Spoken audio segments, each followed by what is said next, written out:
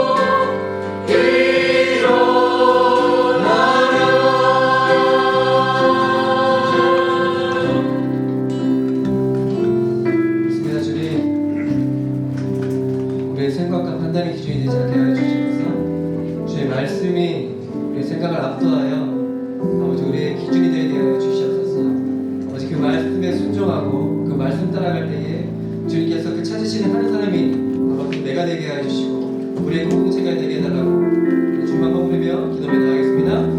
주님 아버지 감사합니다. 우리의 말씀을 가까이 해주시고 아버지 그 말씀에 따라 순종하면서 말씀에 우리의 삶의 기준이 되게 해주시고 아버지 우리가 그 기준에 벗어나지 않고 오직 주님의 말씀을 묵종하며 나아가게 해주시옵소서. 아버지 그리할 때에 우리의 모든 분들이 지금 그 지금 찾으시는 그 증인 되게 해주시옵소서. 그 증인에 순종하는 그 나라를 주시옵소서. 주님 찾으시는 그 한 사람이 되게 하여 주시옵소서. 아버지 우리의 생각은 아버지 그 주님의 지혜보다 아버지 그 끝나지 않는 고백하게 하여 주시옵소서. 아버지 그 모든 것들이 주님 앞에 내어놓을 때에 그것을 주님 앞에 아버지 순종으로 나아갈 때에 아버지 서로 그렇게 귀한 것들을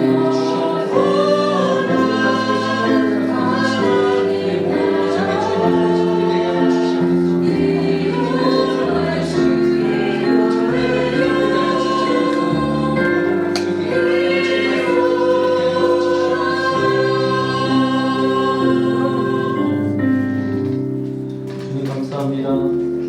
볼까 주님의 날, 주님의 전으로 저희를 불러주시고 주님을 예배할 수 있도록 인도하신 아버지 하나님 감사합니다. 이 시간 주님을 바라봅니다. 주님의 얼굴을 구합니다.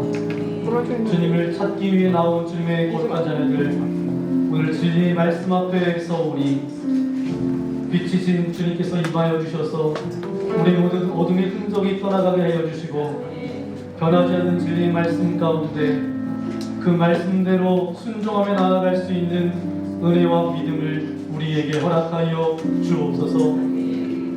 비가 내리는 것처럼 성령의 당비가 우리 가운데 임하여 주기를 소망합니다.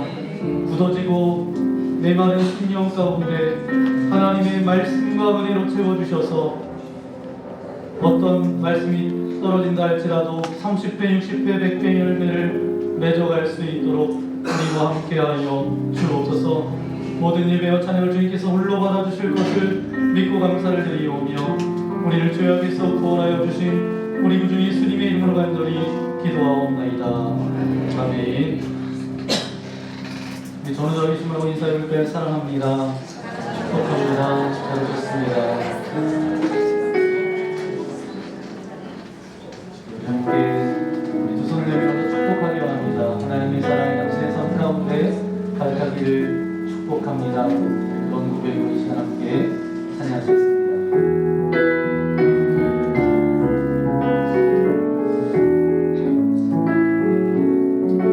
손을 바라보면서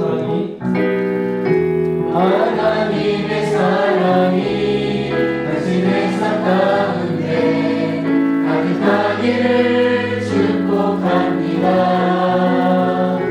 하나님의 은혜가 우리 가운데 가득하길 기도합니다. 멀리 계신 분 축복하기 원합니다. 하나님의 사랑이 당신의 삶 가운데 가득하기를 축복합니다. 하나님의 은혜가 우리 가운데 가득하길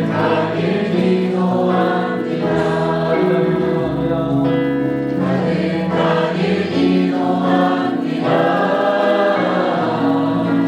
가득하길 기도합니다. 가득하길 기도합니다. 오늘 우리 주신 하나님의 말씀 함께 찾아보기 원합니다. 사도행전 6장 1절부터 7절까지 말씀입니다. 제가 1절 여러분 2절 읽어가겠습니다. 그때 제자가 더 많아졌는데 헬라파 유대인들이 자기의 과부들이 매일의 구제에 빠짐으로 히브리파 사람을 원망하니 열 사도가 모든 제자를 불러이르되 우리가 하나님의 말씀을 듣고 접대를 일삼는 것이 마땅하지 아니하니 형제들아 너희 가운데서 성령과 지혜가 충만하여 칭찬받는 사람 7을 택하라. 우리가 이 일을 그들에게 맡기고 우리로 생기하는 일과 말씀을 사용해 했으리라 하니 온 무리가 이 말을 기뻐하여 믿음과 성령이 충만한 사람 스데반과 또 빌립과 브로보르와 니가노르와 디몬과 바메나와 유대교에 입교했던 안디옥 사람 니골라를 택하여 사도들에게 계시오니 사도들이 기도하고 그들에게 안수하리라. 하나님의 말씀이 점점 왕성하여 예루살렘에 있는 제자의 수가 더 심히 많아지고 허다한 제사장의 무리도 이 도에 복종하리라. 아멘. 오늘 사도행전 13번째 말씀, 사도행전 6장 1절부터 7절까지 말씀을 가지고 제목을 함께 고백해 볼까요? 말씀과 기도로 다시 세워지는 길. 아멘. 그럼 건물을 지을 때 가장 중요한 게 뭘까요? 우리가 보통 눈에 보이는 것들을 떠올립니다. 멋진 외벽, 반짝이는 유리창, 화려한 인테리어. 그런데 건축가들이 한 목소리로 이야기하는 것은 바로 뭐죠? 제일 중요한 건 기초라는 거예요. 땅을 깊이 파고 돌과 자갈, 모래, 시멘트를 넣어서 콘크리트를 붓고 철근을 촘촘히 세워서 기초를 다지죠. 그 과정이 시간이 오래 걸리고 눈에 보이지 않고 그렇게 보입니다. 그런데 만약에 기초를 대충대충 하면 어떤 일이 벌어지죠? 처음에는 멀쩡해 보이지만 비가 오고 바람이 불고 지진이 나면 결국 무너져 버리고 맙니다. 저와 여러분의 인생도 마찬가지예요. 우리가 보이는 결과나 화려한 업적만 바라보다 보면 가장 중요한 기초를 놓치기 쉽습니다. 공부를 잘하는 것, 운동을 잘하는 것, 또 가정을 잘 세우는 것 다 똑같아요. 기초가 튼튼해야 오래갑니다. 그런데 신앙생활도 마찬가지예요. 말씀과 기도라는 기초 위에 서 있어야 흔들리지 않고 끝까지 믿음을 지킬 수가 있습니다. 오늘 본문에 나오는 첫 번째 교회를 보세요. 교회 안에 큰 위기가 찾아왔습니다. 구제에서 차별이 일어나고 불평과 원망이 터져나왔어요. 이 문제는 교회를 분열시킬 수도 있는 심각한 위기 가운데 봉착했습니다. 그런데 사도행전 6장 1절 말씀을 보니까 그때의 제자들이 더 많아졌는데 헬라파 유대인들이 자기의 과부들이 매일의 구제에 빠짐으로 히브리파 사람을 원망하니. 제자들이 점점 많아졌어요. 그리스 말을 하는 유대인들이 히브리 말을 하는 유대인들을 향해서 불평과 원망을 터뜨립니다. 자기네 과부들의 구제를 해야 되는데 그 명단에서 빠졌다는 거예요. 배경을 보니까 예루살렘 교회가 점점점 부흥하는 거예요. 베드로가 어느 날 설교했는데 하루에 몇 명이 회심하고 돌아왔어요? 3,000명이 돌아왔습니다. 또 나와서 복음을 전했더니 몇 명이 돌아와서 주님께 돌아왔어요? 5,000명이나 돌아왔습니다. 그러면 초대교회는 대략 몇 명이 모여서 예배를 드렸을까요? 8,000명이 되는 메가처치, 큰 교회, 대형 교회로 급성장했고 그 교회 안에 두 그룹이 있었는데 첫 번째 그룹은 어떤 그룹이냐면 히브리 사람들입니다. 이들은 본래 예루살렘에서 태어나서 자라고 교회를 세운 1세대 성도님들입니다. 또 다른 그룹이 있었어요. 헬라파 사람들입니다. 이들은 예루살렘에서 태어난 것이 아니에요. 다른 나라에서 태어나서 헬라어, 그리스어를 사용하다가 예루살렘으로 돌아왔던 1.5세대 성도들입니다. 그런데 문제는 여기서 시작했습니다. 히브리파 과부들은 늘 구제할 수 있는 그 명단에 포함되어져 있는데 헬라파 과부들은 명단에서 자꾸 빠지는 거죠. 그러니까 헬라파 성도들이 마음에 섭섭함이 있었고 결국은 원망과 불평이 터져 나왔다는 거예요. 잘 나가던 교회가 놀랍게 부흥을 경험했던 교회 안에 불평과 갈등이 일어나기 시작했다는 거예요. 여러분 신문이나 뉴스를 보면 한순간에 삶이 무너지는 사람들의 이야기를 종종 듣게 됩니다. 자세히 들여다보면 그 배경에는 뭐가 있어요? 대부분 갈등이 자리하고 있습니다. 부부 사이에도, 부모와 자녀 사이에도, 고부간의 사이에도, 직장 상사와 동료 사이에도, 심지어 사회나 민족 간의 갈등까지 그 갈등은 뭐죠? 우리의 삶에 고통이 들어오는 가장 큰 통로입니다. 우리 성도들 가정 안에서도 마찬가지예요. 부부간의 갈등, 자녀와의 갈등, 교회 안에서의 갈등 때문에 많은 아픔과 상처가 생기기도 합니다.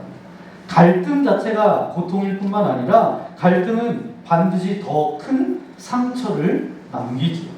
그래서 갈등은 고통이 우리의 삶에 들어오는 주된 통로라고 말할 수 있습니다. 여러분, 그렇다면 이 갈등을 어떻게 피할 수 있을까요? 여러분이 여쭤볼게요. 갈등이 없는 가정, 갈등이 없는 교회 있을까요? 안타깝게도 없습니다. 죄가 세상에 존재하는 한 우리는 갈등에서 완전히 자유로울 수가 없어요. 제가 어떤 이야기를 보니까 어떤 숲속에 키가 큰 나무들이 사이좋게 모여서 살고 있었습니다. 여름이면 서로가 서로에게 그늘이 되어주고 겨울이면 서로가 서로를 기대어서 그렇게 겨울을 버텨냈어요. 그들이 힘을 합쳐서 그 숲은 평화로운 숲을 이루었습니다. 그러던 어느 날 바람이 다가왔어요. 바람은 숲속의 나무들을 시기하고 경쟁하게 만들고 싶었습니다. 그래서 이야기를 합니다. 저 나무가 제일 높으니까 저 나무가 최고야. 너는 나무가 너무 많아서, 가지가 많아서 너 때문에 햇빛을 가려서 다른 나무들이 피해를 보고 있어. 나무들은 처음에 서로를 믿고 지냈지만 바람의 말이 점점 마음속에 스며들었어요. 작은 오해와 불만이 쌓이면서 가지를 뻗는 방향조차 서로 경쟁하게 되었고 결국에는 예전처럼 단단하게 서로를 지탱하지 못하게 되었습니다. 바람은 그 틈을 놓치지 않고 점점 거센 바람을 불어서 몇몇 나무를 쓰러뜨리고 말았습니다. 만약에 나무들이 처음처럼 서로를 믿고 힘을 모았다라고 한다면 바람이 아무리 거세게 불어와도 그 숲을 흔들 수는 없었을 거죠. 이처럼 교회 안의 갈등도 사단이 부추겨서 서로를 경쟁하고 시기하게 만들어 분열하게 합니다. 초대교회로 큰 부흥 속에서 작은 틈을 타고 갈등이 들어왔다라는 거예요. 저와 여러분의 삶에도 마찬가지예요. 부부간의, 가족간의, 교회 안의 갈등은 고통과 상처의 통로가 됩니다. 갈등 없는 삶은 없지만 이를 어떻게 다루느냐가 중요하다는 거죠. 부부도 자녀도 모든 관계 속에서 싸우지 않는 게 중요한 것이 아니라 싸움을 어떻게 해결하느냐가 더 중요하다는 거예요. 여러분, 신앙생활도 마찬가지입니다. 오늘 본문에 보니까 사도들이 이 위기 가운데 이 위기를 극복했던 비밀 두 가지를 우리에게 말씀해 주고 있습니다. 첫 번째는 뭐냐면 이 위기를 통해서 주시는 하나님의 메시지에 집중했다라는 거예요. 사도들이 교회 안에 갈등이 생기면서 먼저 이렇게 하지 않았어요. 야, 만나서 오해를 좀 풀자, 화해하자, 이렇게 할 법도 한데 사도들은 갈등 자체에 집중하지 않았습니다. 2절 말씀 세 번역으로 제가 읽어드리면 우리가 하나님의 말씀을 전하는 일은 제쳐놓고서 음식 베푸는 일에 힘쓰는 것은 좋지 못합니다. 오늘 본문에서 사도들을 보니까 그들의 힘이 어디에서 왔는지를 알 수가 있어요. 갈등이 생겼을 때 사도들은 그 상황 가운데 집중하지 않았습니다. 오히려 갈등을 통해 주시는 하나님의 메시지에 집중했어요. 사도들은 교회의 갈등을 단순한 다툼이 아니라 하나님께 돌아오라고 하는 신호로 받아들입니다. 문제의 결과가 아니라 그 속에 담긴 하나님의 메시지에 집중한 거예요.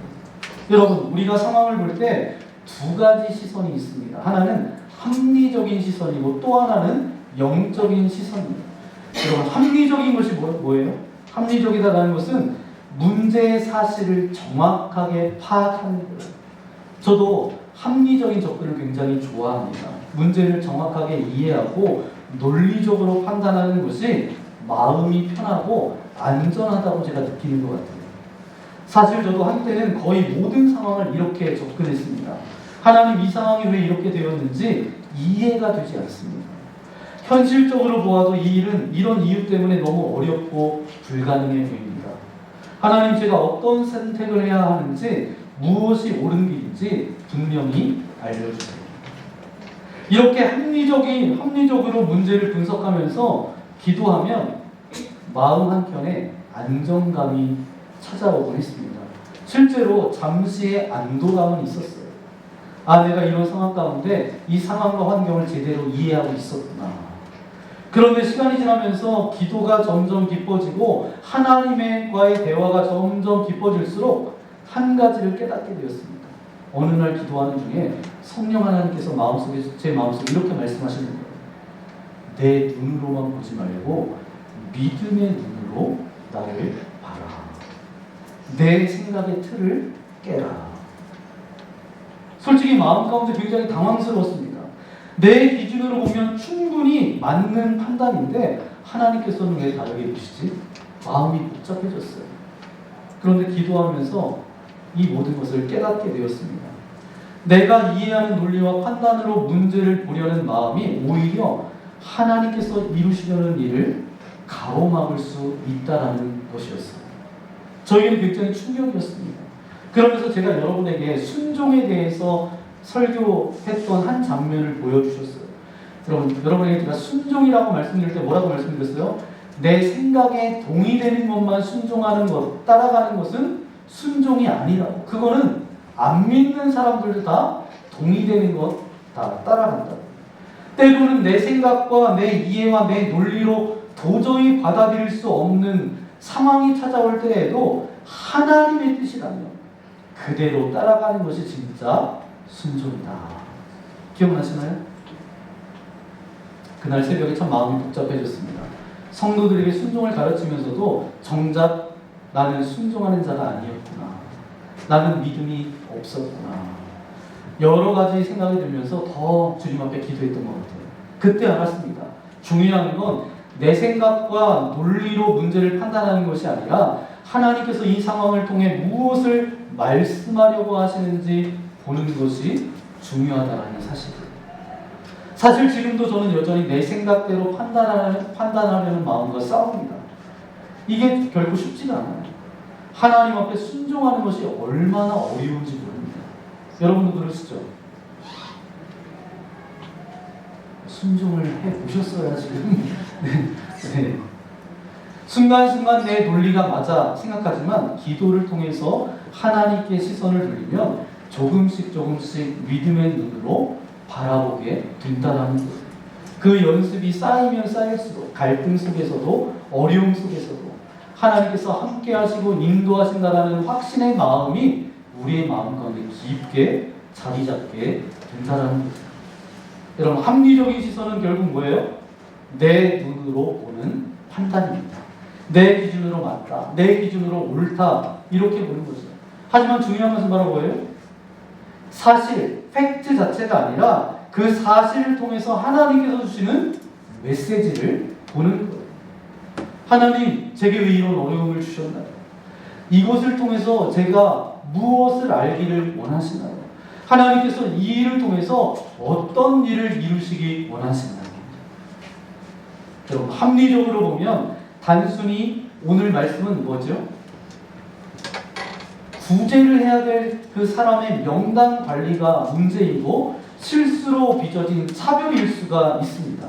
하지만 영적으로 보면 어때요? 우리가 말씀을 제쳐 놓았구나 라는 깨달음을 얻게 됩니다. 위기를 통해서 하나님이 다시 말씀 앞으로 돌아오라는 사인으로 받는 것이죠. 영적인 시선이 사실을 넘어서 하나님께서 이 상황을 왜 허락하셨는지, 이 문제를 통해서 나에게 주시는 교훈과 뜻이 무엇인지를 보는 것입니다. 즉, 문제의 원인을 하나님 중심으로 보는 거예요. 합리적인 시선은 나 중심이라면 영적인 시선은 누구의 중심이에요? 하나님 중심이에요. 여러분, 제 경험상 이것은 가장 큰 차이를 만들어냅니다. 눈앞에 문제에 갇혀서 내 논리만 고집하면 상처와 갈등만 깊어져요. 하지만 믿음의 눈으로 보면 어때요? 같은 문제 속에서도 하나님께서 일하심을 보게 되십니다. 여러분, 갈등과 어려움 속에서 하나님, 이 상황을 통해서 제게 어떻게 하기를 원하십니까? 이렇게 질문해 보시는 저와 여러분 되어지기를 소망합니다. 그러면 갈등이 더 이상 벽이 아니라 하나님께서 세우신 회복과 성장을 향한 통로가 되어질 줄 믿습니다. 크리스천에게 그래서 고난은 고난이 아니라 하나님이 새롭게 일하시는 기회예요. 교회도 마찬가지로 단순히 모이는 곳이 아니라 영적인 공동체이기 때문에 갈등과 어려움이 생길 때 인간적인 방식으로 맞서기보다는 기도와 사랑으로 그 문제를 풀어야 합니다. 사도들이 교회의 위기를 극복한 힘은 바로 뭐죠? 상황을 넘어 계신 하나님을 바라보는 영적 시선에서 나왔다는 거예요. 평탄할 때보다 위기 속에서 하나님의 음성이 더 선명하게 들려진다는 사실을 여러분 기억하셔야 됩니다. 성경 말씀에서 이제 광야를 지난다라고 기록하고 있는데 그 이야기는 어떤 이야기예요? 고난의 길을 걷는다라는 표현이죠. 이 광야는 미드바르라는 단어를 사용하는데 이 미드바르는 다바르, 마라다와 연결되어져 있습니다. 그러니까 즉 광야라는 이 고난의 시기는 하나님께서 우리에게 말씀하시는 시기예요. 출애굽했던 이스라엘 백성들이 40년 동안 광야를 지날 때 어떻게 인도하셨죠? 하나님께서 어제 골든벨에서도 나왔는데 이스라엘 백성들을 낮에는 구름 기둥으로 밤에는 불 기둥으로 인도하셨고 먹을 것이 없을 때 만나와 메추라기로 저들을 공급해 주십니다. 어려움 속에서도 하나님이 가장 가까이 계시고 말씀하신다라는 뜻이에요. 지금 여러분이 힘들고 지치고 또한 길이 보이지 않는 위기의 순간에 있다면 그것이 바로 하나님이 우리에게 가장 가까이서 말씀하시는 시간입니다. 하나님은 우리가 어려움을 겪는 순간조차 버리지 않으시고 무엇을 말씀하시고자 하시는지 보여주신다는 거예요. 위기 속에서 하나님을 바라볼 때 우리는 그 상황 속에서 승리하고 성장할 수 있습니다. 오늘 이 순간부터 여러분이 겪는 모든 고난과 어려움이 하나님과 함께하는 시간, 말씀하심을 경험하는 시간으로 바꿔지기를 예수님의 이름으로 간절히 축원합니다. 두 번째, 사도들이 이 위기를 극복했던 힘은 무엇일까? 바로 위기가 찾아왔을 때 영적인 기본으로 돌아가는 것입니다. 오늘 본문 2절 말씀을 보니까 세번역 성경으로 제가 읽어드리면 그래서 12사도가 제자들을 모두 불러놓고 말하였다. 우리가 하나님의 말씀을 전하는 일은 제쳐놓고서 음식 베푸는 일에 힘쓰는 것은 좋지 못합니다. 하나님의 말씀을 전하는 일을 어떻게 놨다고요? 제쳐놓았다는 거예요. 그러니까 말씀 사역보다 다른 일에 집중했다라는 의미입니다. 여러분 구제나 봉사는 나쁜 게 아니에요. 중요한 사역입니다. 하지만 영적인 기본 절대로 놓치면 안 되는 것은 바로 뭐죠? 말씀입니다. 초대교회 사도들을 보니까 사도행전 3장 1절 말씀에 보니까 제9시 기도 시간에 베드로와 요한이 성전에 올라가 있어요. 베드로와 요한은 정해진 시간마다 기도와 예배를 드렸어요. 말씀과 기도가 그들의 삶의 중심이었죠. 그런데 문제는 교회가 성장하고 사람들이 많이 불어나게 몰려오기 시작하니까 그때부터 문제가 생겨났어요. 사역이 늘어나고 요구가 많아지면서 사도들은 점점 말씀보다는 다른 일에 더 집중하게 되었던 거죠. 사도들도 스스로도 알고 있었던 것 같아요. 2절 말씀에 보니까 솔직하게 우리가 말씀을 제쳐놓았다. 인정한 겁니다. 즉 위기 속에서도 영적인 기본으로 돌아가 말씀과 기도에 집중했기 때문에 초대교회는 이 위기를 벗어나고 다시 살아날 수 있었어요. 여러분 우리가 살아가면서 가장 중요한 것 중에 하나가 바로 뭐예요? 하늘의 공급으로 일하는 겁니다. 우리가 예배하고 기도하는 것만큼 일할 수 있습니다. 예배와 기도로 채워진 삶은 성령 충만하게 일할 수 있지만 그렇지 않으면 지치고 무너지게 되죠. 오늘 본문 4절 말씀을 세번역 성경으로 읽어보면 사도들이 위기를 극복한 방법이 나오고 있는데 4절 말씀입니다. 우리는 기도하는 일과 말씀을 섬기는 일에 헌신하겠습니다. 기도하는 일과 말씀으로 섬기는 일에 헌신하겠습니다. 즉 사도들은 갈등과 문제가 생기자마자 영적인 기본, 즉 기도와 말씀으로 돌아간 것입니다.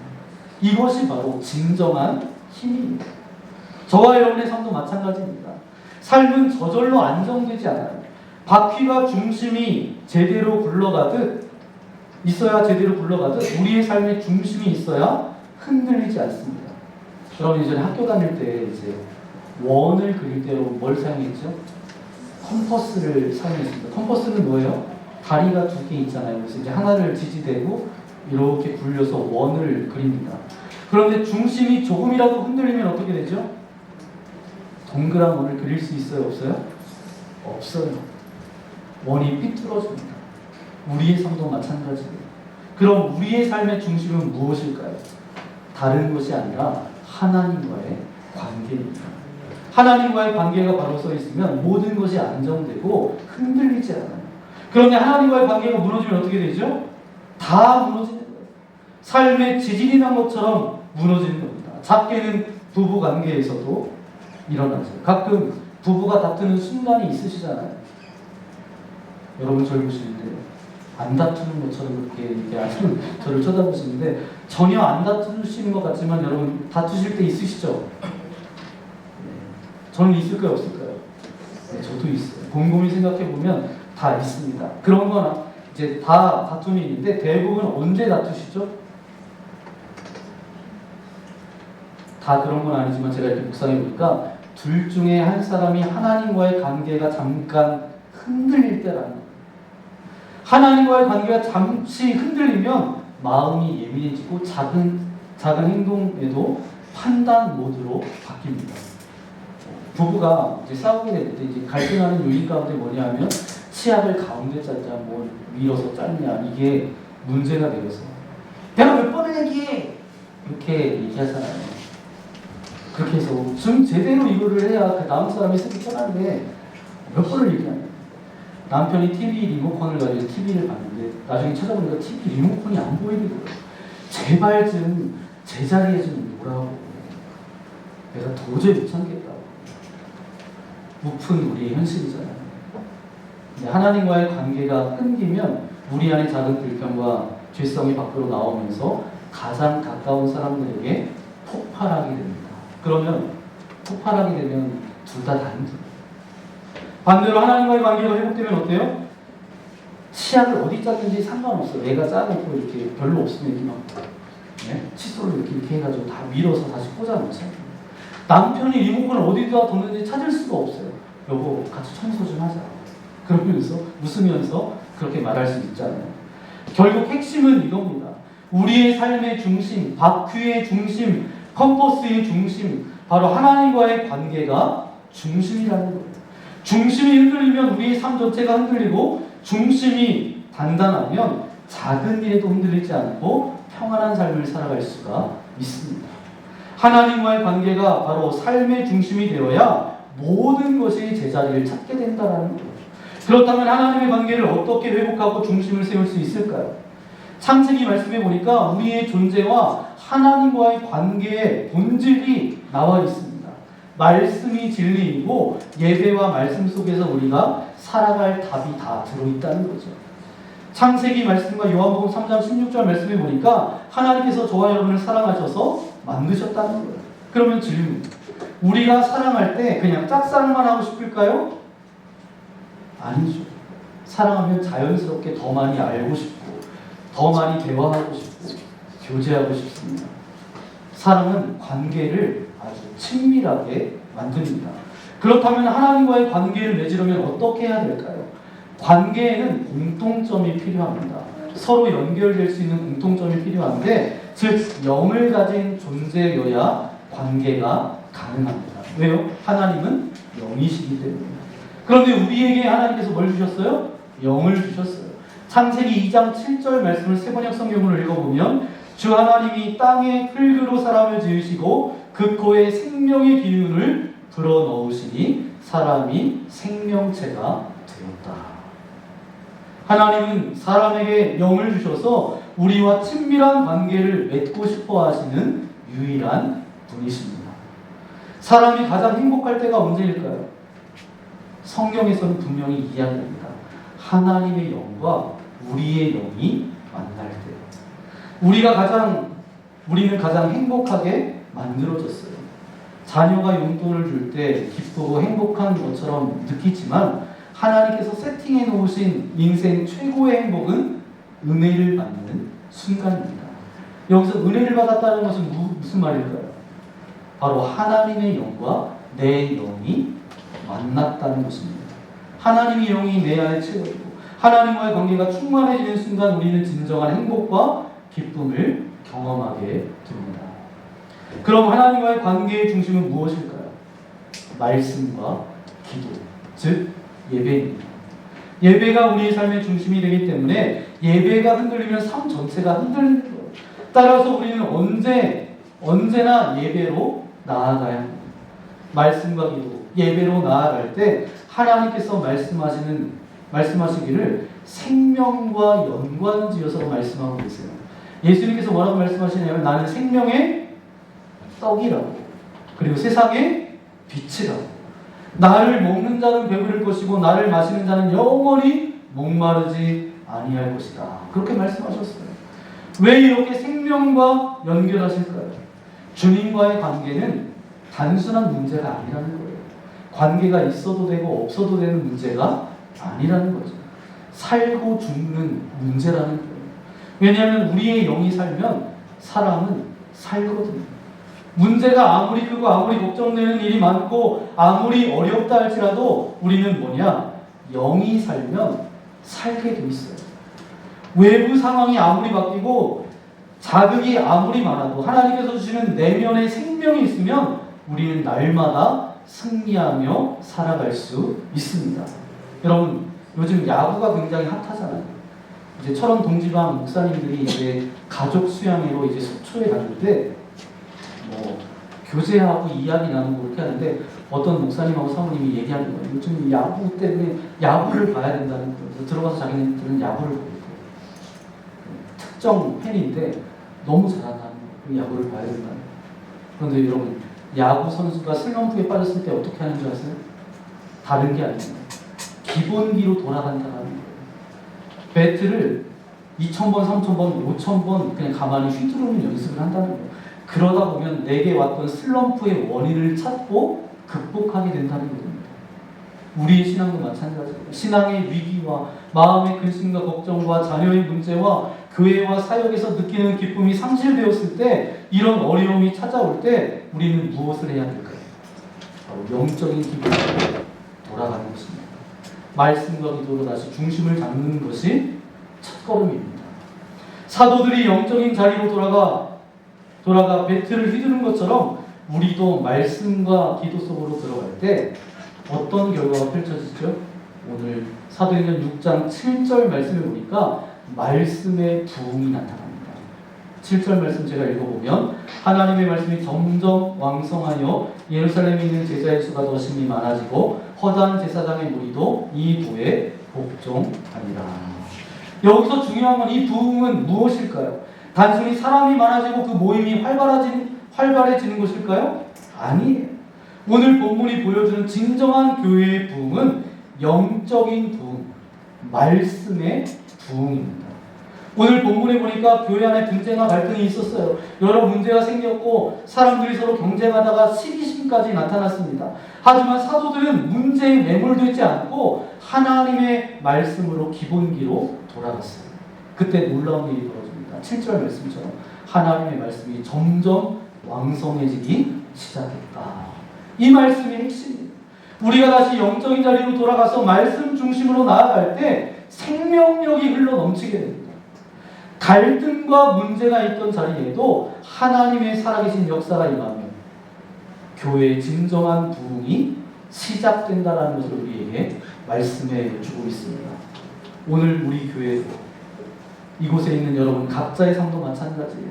문제와 갈등 속에서 다시 기본으로 돌아가 말씀과 기도로 그 앞에 설 때 하나님께서 주시는 생명과 회복과 부흥을 경험하게 될 줄 믿습니다. 여러분 한 사람 한 사람을 주님의 이름으로 축복합니다. 지금까지도 정말 참 잘해 오셨어요. 아름다운 믿음의 공동체를 위해서 여러분 귀하게 헌신하고 섬기면서 사랑하면서 세우시고 예배하고 기도하면서 지금까지 정말 잘 오셨습니다. 오늘 우리가 해야 될 게 뭐냐면 다른 것이 아니라 다시 한번 제자리로 돌아가야 될 줄 믿습니다. 말씀과 기도의 자리로 돌아갈 때, 기본기로 돌아갈 때 여러분 그곳에 힘과 능력이 임하게 되는 줄 믿습니다. 여러분 오늘 저는 여러분에게 영적인 기본으로 돌아가자고 그렇게 도전하고 싶습니다. 하루 중 잠깐의 시간을 하나님 앞에 드립니다. 어린 자녀가 있다면 자녀를 재우고 난 뒤에 또한 아침의 첫 시간을 하나님과 함께 묵상하며 시작해 보십시오. 그때 하나님께서 주시는 메시지와 생명력을 경험하게 될 줄 믿습니다. 직장에서도 여러분 가정에서도 먼저 기도하며 예배를 준비해 보세요. 그 습관이 쌓이면 하루가 달라지고 갈등 속에서도 평안을 경험하게 될 줄 믿습니다. 먼저 예배로 시작하고 기도로 준비하고 하나님 앞에 엎드려 기본으로 돌아가는 것. 그럴 때 저와 여러분의 삶과 우리 믿음의 공동체는 영적 생명력이 충만해지고 날마다 하나님 앞에 아름답게 쓰임받는 믿음의 사람으로 믿음의 공동체로 변화될 줄 믿습니다. 첫 번째 교회에서 있었던 이 사도들의 반응, 그 고백, 그 모든 어려움과 갈등 상황 가운데서 하나님, 이 상황 가운데서 하나님의 메시지를 붙들고 나아가려고 했던 저들의 모습, 또한 그들의 모습 속에서 또한 영적인 기본으로 돌아가서 말씀과 기도를 붙들었던 것처럼 저와 여러분 다시 한번 말씀과 기도로 예배를 붙들고 나아갈 때에 다시 회복되어지는 은혜와 기쁨이 저와 여러분들 가운데, 우리 교회 가운데 넘쳐나기를 예수님의 이름으로 간절히 축원합니다. 함께 기도하겠습니다. 주님 감사합니다. 오늘 주님의 말씀을 허락하여 주신 아버지 하나님 감사합니다.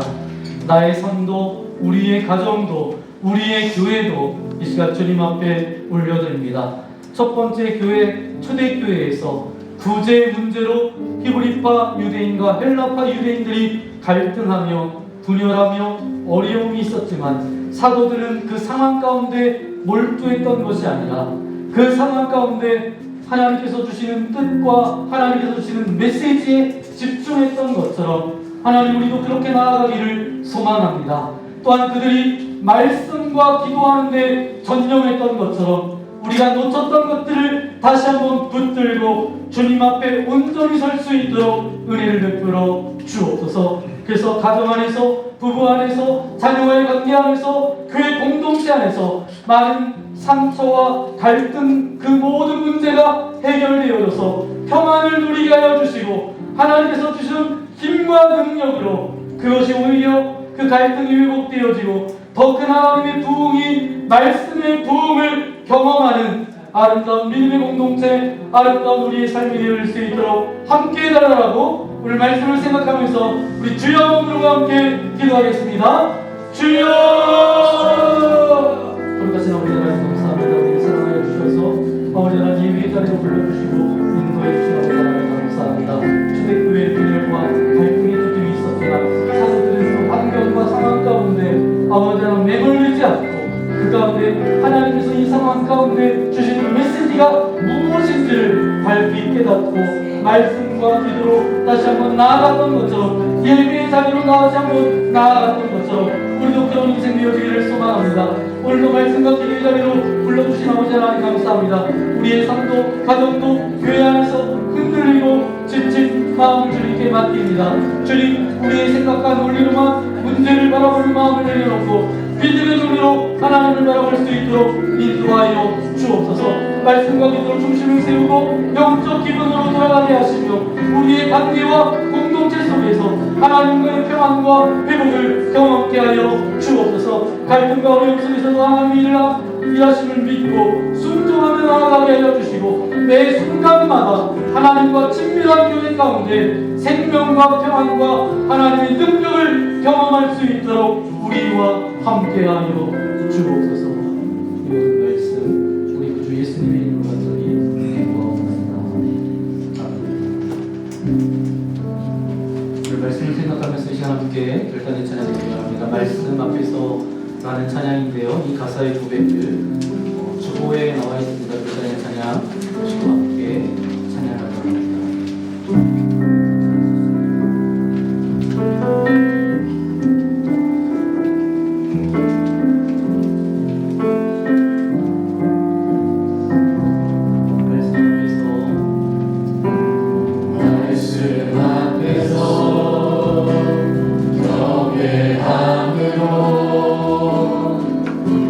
주께 홀로 섭니다.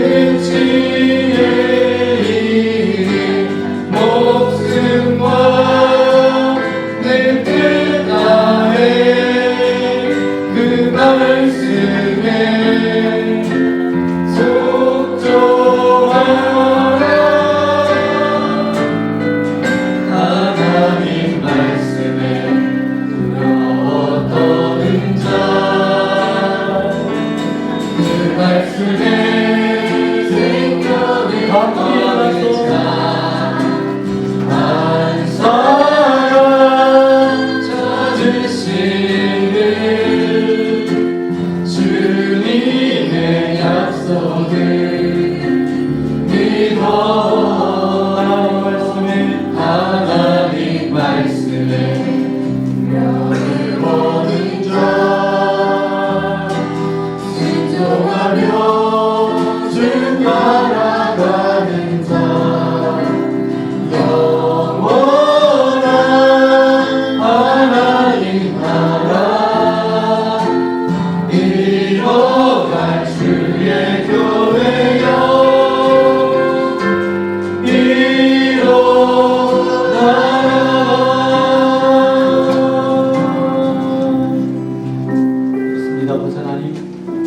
주님께서 찾으시는 그 한 사람이 내가 되기를 소망합니다. 말씀과 기도로 어떤 상황과 형편 가운데서도 하나님의 뜻을 묻고 하나님의 뜻 가운데 나아갈 수 있는 믿음을 우리에게 허락하여 주옵소서. 주님, 오늘도 저희를 주님의 말씀과 기도의 자리로 인도하여 주신 아버지 하나님 감사합니다.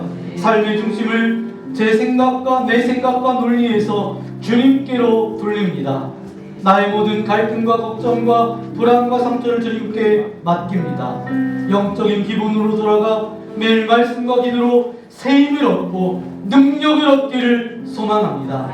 교회 안에서 가정 안에서 우리의 삶의 자리마다 주님의 평안과 사랑을 실천하며 주님의 뜻을 따라가는 주님의 진정한 제자로 나아갈 수 있도록 우리와 함께하여 주옵소서. 그런 결단과 고백으로 주님께 귀한 물질을 올려드립니다. 기뻐 받아주시고 우리가 물질의 노예로 살아가지 않게 하시며 우리의 가정과 일터와 사업장을 주님께서 축복하여 주셔서 물질을 사용할 때에 주님의 온전하신 뜻대로 사용케 하여 주시고 물질에 어려움 당하지 않도록 날마다 채우시고 공급하여 주옵소서. 특별히 오늘 이 자리에 나올 때 여러 가지 근심과 염려와 두려움과 걱정과 갈등과 관계의 문제와 섭섭한 마음과 육신의 질병과 연약함을 가지고 나왔으니까 하늘 문을 열어주시고 주님의 능력의 손으로 안수하여 주실 때에 모든 질병은 떠나갈지어다, 모든 아픔은 사라질지어다, 모든 갈등과 문제와 모든 상황의 어려움들을 주님 앞에 맡기오니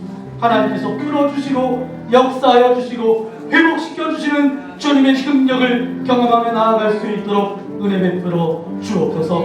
성경은 쭉 막바지를 보내고 있습니다. 날씨를 주장하여 주시고 무엇보다도 우리 교우 모두가 기도함으로 아름다운 공동체, 영적인 공동체를 세워갈 수 있도록 도와주시고 우리 교회가 아름답게 아버지 하나님 모든 일들을 마치고 하나님의 귀한 사역 가운데 아름답게 쓰임받는 믿음의 공동체, 아름답게 쓰임받는 믿음의 성도님들 되어줄 수 있도록 함께하여 주옵소서.